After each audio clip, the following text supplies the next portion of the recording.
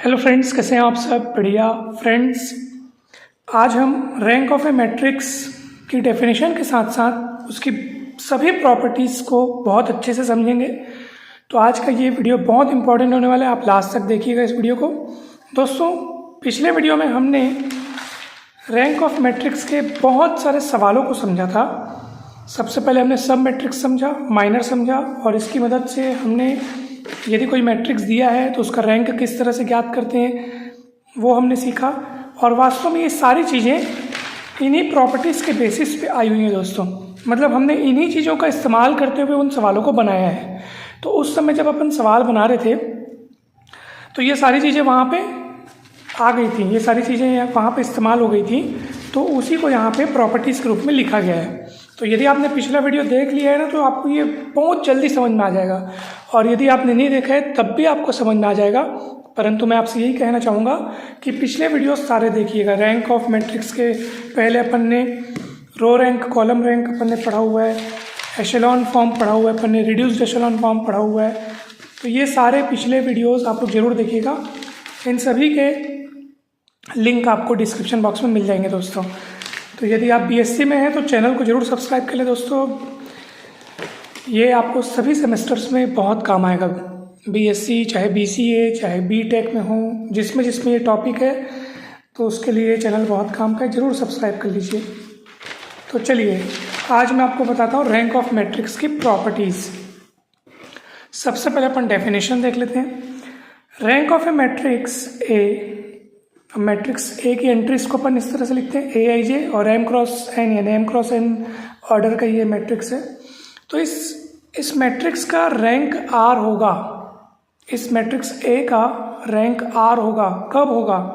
यदि ये दो बातें लागू होंगी तब होगा। कौन कौन सी दो बात है ये देखते हैं। There exist at least one non zero minor of order R, उसको हिंदी में लिखा हूँ मैंने, यानी ऑर्डर आर का कम से कम एक नॉन जीरो माइनर का अस्तित्व होना चाहिए। जैसे कि आप एग्जाम्पल के लिए अपन देखते हैं, हर चीज़ को एग्जाम्पल से बताएंगे, आप बिल्कुल चिंता ना करें। देखो, इस मैट्रिक्स का ऑर्डर था 2x3, ठीक। अच्छा, हमने एक और चीज़ देखा था कि मैट्रिक्स का जो रैंक है वो इन दोनों में से जो कम है या तो उतना होगा या तो उससे और कम होगा। फिर हमने ये बोला था कि भैया 3 तो हो नहीं सकता, क्योंकि दोनों में से जो छोटा होता है या तो उतना ही होता है इसका रैंक, या तो उससे और छोटा होता है। यानी कि इस मैट्रिक्स का रैंक या तो 2 होगा या तो 2 से भी छोटा होगा। तो rank of A is less than or equals to 2 अपन ने लिखा था। तो यहाँ से दो चीज़ें बनती, या तो इसका रैंक 2 होगा या तो 2 से छोटा होगा। अब इसका रैंक 2 होगा कि नहीं होगा, इस मैट्रिक्स का रैंक 2 होगा कि नहीं होगा, ये जानने के लिए अपन 2x2 का यहाँ से एक माइनर लिए थे। माइनर मतलब उप सारणिक, ठीक है। और नॉन जीरो आ रहे कि नहीं आ रहे चेक किए थे। कम से कम एक माइनर भी अपने को ऐसा मिल रहा है जो नॉन जीरो है। ऑर्डर 2 का अगर अपने को नॉन जीरो माइनर कम से कम एक भी अगर मिल गया तो इस मैट्रिक्स का रैंक 2 हो जाएगा, ठीक है। और अपने को माइनर नॉन जीरो माइनर मिल गया था। कुछ को सॉल्व किए थे, -18 आया था। -18 मतलब नॉन जीरो है, तो अपने को 2x2 का माइनर मिल गया था। तो हमने तुरंत कह दिया था कि इसका रैंक 2 है। तो उसी चीज़ को यहाँ पे लिखा गया दोस्तों कि ऑर्डर आर का कम से कम एक नॉन जीरो माइनर होना चाहिए, और every minor of order is greater than और equal to r+1 if any is 0। यानी यदि r ऑर्डर से बड़े ऑर्डर यानी r+1 या उससे और बड़े ऑर्डर का है ना भाई, भाई हम लोग दो चीज़ देख लिए, मतलब एक चीज़ तो देख लिए कि ऑर्डर आर का कम से कम एक नॉन जीरो माइनर होना चाहिए, ठीक है। और अब आर से बड़े ऑर्डर वाले जितने भी माइनर हैं, यदि अगर है वहाँ पे, जैसे यहाँ पे ऑर्डर 2 से बड़ा और कोई माइनर नहीं है, ऑर्डर 3 का यहाँ पे माइनर नहीं है, क्योंकि माइनर हमेशा स्क्वायर फॉर्म में होता है। तो 2x2 के बाद सीधा अगला माइनर कौन सा होगा? 3x3। मगर यहाँ पे 3x3 ये मैट्रिक्स का ऑर्डर ही 3x3 नहीं है, तो अपने को माइनर कहाँ से मिलेगा? 3x3 वाला है कि नहीं। तो यहाँ पे 3x3 वाला माइनर तो एग्जिस्ट ही नहीं करता। 2x2 वाले एग्जिस्ट करते हैं, वो भी एक नहीं अनेक। हमको कम से कम एक नॉन जीरो की तलाश है, हमने वो ला लिया, इसका रैंक 2 डिक्लेयर हो गया। तो ऑर्डर आर का कम से कम एक नॉन जीरो माइनर का अस्तित्व हो, और ऑर्डर आर से बड़े जितने भी माइनर हैं अगर हैं वहाँ पे, तो वो सब के सब माइनर क्या होनी चाहिए? 0 होनी चाहिए दोस्तों, ठीक है। जैसे एक और एग्जाम्पल देखेंगे आप तो और ज़्यादा अच्छे से क्लियर हो जाएगा आपको। देखो, अब ये जो है ये मैट्रिक्स 3x3 का है, तो जब 3x3 मतलब स्क्वायर फॉर्म में है तो सेम है, ठीक है। तो पहले क्या था, कोई एक बड़ा कोई एक छोटा रहता था, तो हम लोग छोटे वाले को देखते थे, बोलते थे भैया इन दोनों में से जो छोटा है उस मैट्रिक्स का रैंक या तो उतनी होगा या तो उससे और कम होगा। अब यहाँ पे दोनों बराबर हैं, ठीक है ना। तो हम क्या कहेंगे, जैसे 3x3 है ना, तो हम कहेंगे कि इस मैट्रिक्स का रैंक या तो 3 होगा या तो 3 से भी कम होगा, या तो 3 या तो 3 से कम। तो अब 3 होगा कि नहीं होगा ये जानने के लिए आप 3x3 का माइनर चेक कीजिए, नॉन जीरो आना चाहिए। अब 3x3 का तो माइनर ये पूरा अपने आप में ही एक 3x3 का माइनर हो जाएगा, ठीक है। उसको अपन चेक किए, वो आगे जीरो आ गया भैया। 3x3 का और माइनर मिल सकता है कि यहाँ पे नहीं मिल सकता, और अगर मिल सकता होता तो हम उसको भी चेक करते। हमको कम से कम एक माइनर चाहिए था 3x3 का जो कि नॉन जीरो हो। तो यहाँ पे 3x3 का तो एक ही माइनर बन पा रहा है और वो भी जीरो हो गया बेचारा, यानी कि इस मैट्रिक्स का रैंक 3 नहीं हो सकता, ठीक है। इस मैट्रिक्स का रैंक 3 नहीं हो सकता, 3 नहीं हो सकता, इसका मतलब 3 से कम होगा। 3 से कम होगा तो 3 से कम कौन सी संख्या होती है, 3 से कम 2 होता है, 1 होता है। तो 2 के लिए पहले चेक करते हैं। तो रैंक 2 होगा कि नहीं होगा ये जानने के लिए आपको 2x2 का कम से कम एक नॉन जीरो माइनर खोजना पड़ेगा।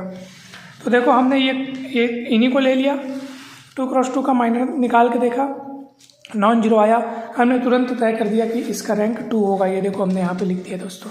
अब प्रश्न ये उठता है, सर ये 2x2 का माइनर अगर जीरो मिलता तो क्या करते, तो दूसरा 2x2 का उठाते, वो भी जीरो मिलता, तो तीसरा 2x2 उठाते, वो भी जीरो मिलता। तो अगला जितने 2x2 के माइनर बन सकते हैं, जितने भी 2x2 के माइनर सबको चेक करते और कम से कम एक अगर अपने को नॉन जीरो माइनर मिल जाता 2x2 का, तो हम बोल देते इसका रैंक 2 है करके। और सारे के सारे अगर 2x2 माइनर जीरो हो जाते तो इस मैट्रिक्स का रैंक फिर कितना हो जाता, 1 डेफिनेटली हो जाता, क्योंकि ये नॉन जीरो मैट्रिक्स है। नॉन जीरो मैट्रिक्स का मतलब इसमें कम से कम एक एंट्री तो नॉन जीरो दिख रही ना। जीरो मैट्रिक्स किसको बोलेंगे, जिसमें सारे के सारे अवयव शून्य हो, और केवल ऐसे मैट्रिक्स का ही रैंक 0 कहा गया है। ये सारी चीज़ें पिछले वीडियोस में बहुत अच्छे से समझाई गई है दोस्तों। यदि आपको इस वीडियो में ऐसा कुछ भी लग रहा है कि सर थोड़ा फास्ट हो रहा है या थोड़ा डायरेक्टली हो रहा है, शॉर्टकट तरीके से हो रहा है, तो मैं आपको फिर से कहना चाहूँगा कुछ भी डायरेक्ट नहीं हो रहा है। ये सारी चीज़ें जो इस वीडियो में आप समझ रहे हैं ये पिछले क्लास में बहुत अच्छे से समझाई गई दोस्तों।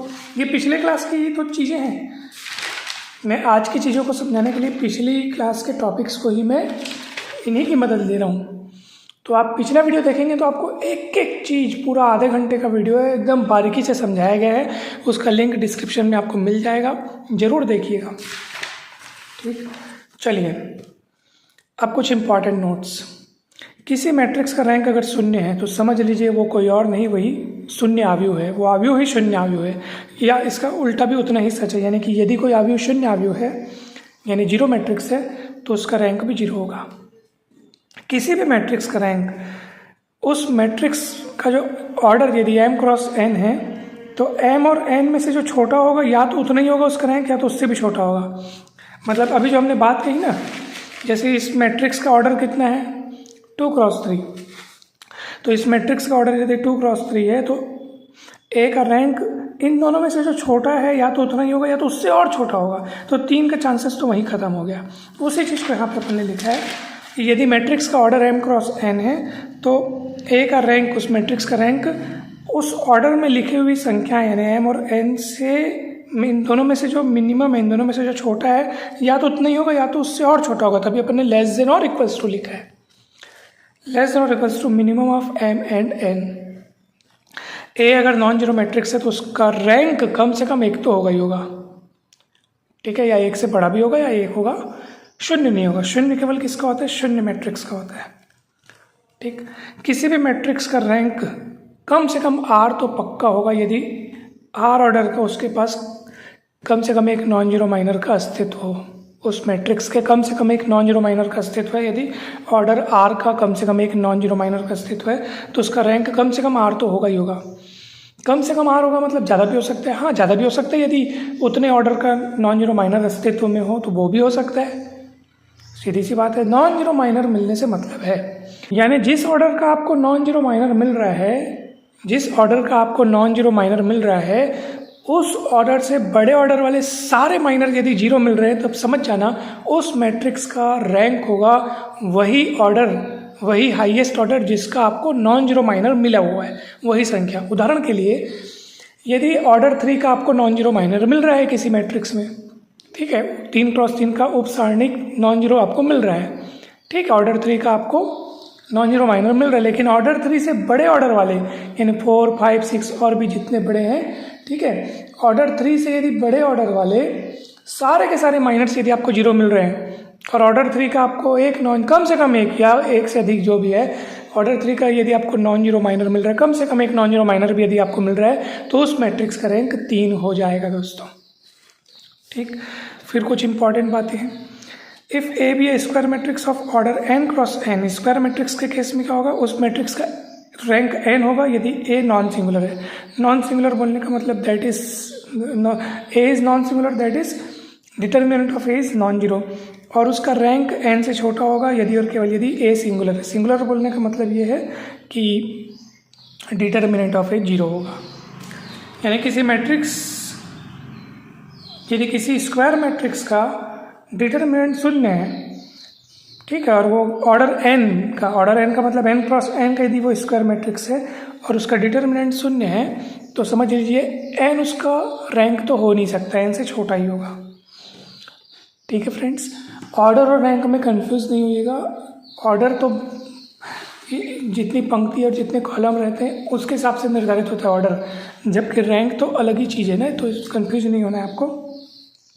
फिर एक अगला नोट देखिए, किसी भी मैट्रिक्स का रैंक और उसके ट्रांसपोज का रैंक सेम होता है, बराबर होता है।